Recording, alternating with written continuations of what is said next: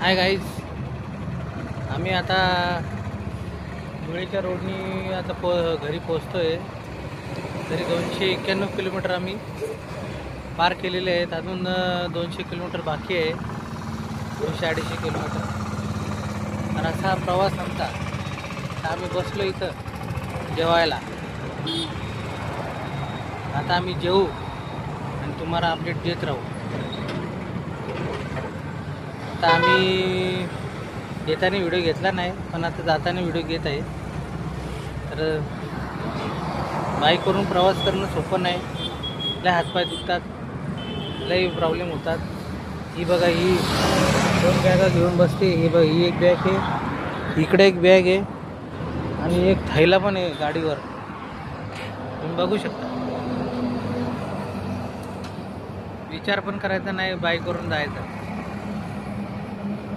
तर बाईकवरून जायचं आहे तर ये मला वाटलं जाताना काही आपला जे आपण पसारा घेतलेला आहे दिवाळीचं काही कोणाला द्यायचं आहे ते सगळं ठेवलेलं होतं. मग ते सगळं आम्ही वाटलं, दिलं सगळ्यांना.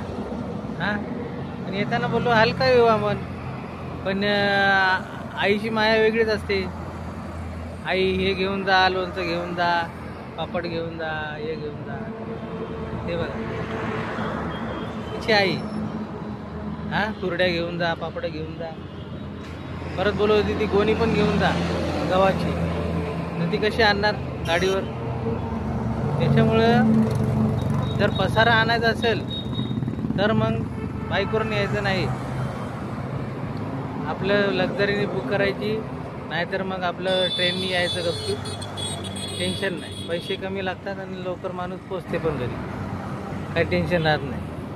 हे बाईकने लय येले होतात, पाय दुखतात, हातपाय दुखतात, तर उठता बसता येत नाही. आता अशी इच्छा व्हायला लागली नाही की जावं म्हणून आता घरी तर जाणंच आहे. तर गाडी तर स्टार्ट करावंच लागणार आहे. हां, चला बाय.